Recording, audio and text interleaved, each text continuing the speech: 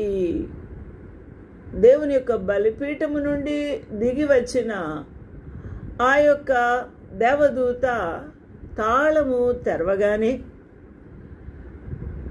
ఇవన్నీ కూడా బయటికి వచ్చి వాటి యొక్క స్వరూపము మనము ఇప్పుడు చూస్తూ ఉన్నాం. వాటి పని అవి చేయడానికి పరుగులు తీస్తూ ఉన్నట్టుగా యోహాను భక్తుడు చూస్తూ ఉన్నాడు. ఇవన్నీ జరగబోతున్న విషయాలు ప్రభు ముందుగానే ప్రత్యక్షపరిచి ఉన్నారు. విడువబడిన వారు, ప్రభుని విసర్జించిన వారు కాబట్టి వీరు ఎదుర్కోవాల్సిన మహాశ్రమ. అయితే వీరికి అధిపతి ఎవరు అని మనం ఆలోచన చేస్తే పాతాళపు దూత.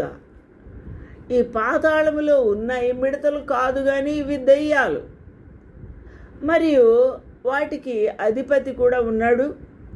వాడే హెబ్రీ భాషలో అబద్దోనని పేరు, గ్రీకు భాషలో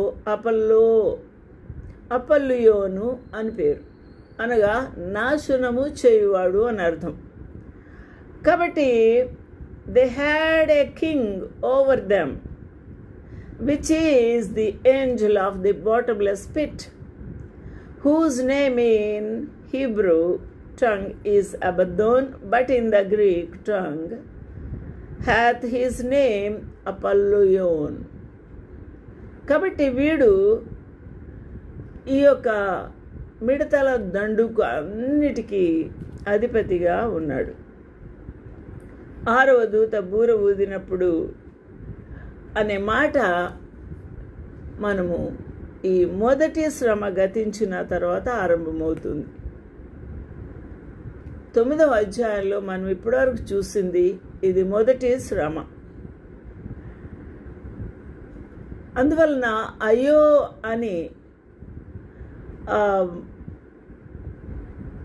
ఒక శబ్దము కూడా మనము చూస్తున్నాము. అయ్యో అయ్యో అని అరుపు. ఈ అయ్యో అయ్యో అని 3 సార్లు ఆ స్వరం కూడా విని ఉన్నారు. కాబట్టి ఈ యొక్క అయ్యో అనే ఈ భయంకరమైన వేదన ఏమనగా ఈ మిడతల దండ్లు 5 నెలలు ఈ మానవులను శ్రమ పెట్టుటకు అధికారము కలిగిన వారుగా ఉన్నారు. ఆలోచన చేద్దాము. ఈ భయంకరమైన శ్రమలు మానవులు ఎదుర్కోవాల్సి ఉన్నది. ఎవరైతే ప్రభువును నిర్లక్ష్య పెడుతూ ఉన్నారో, విసర్జించు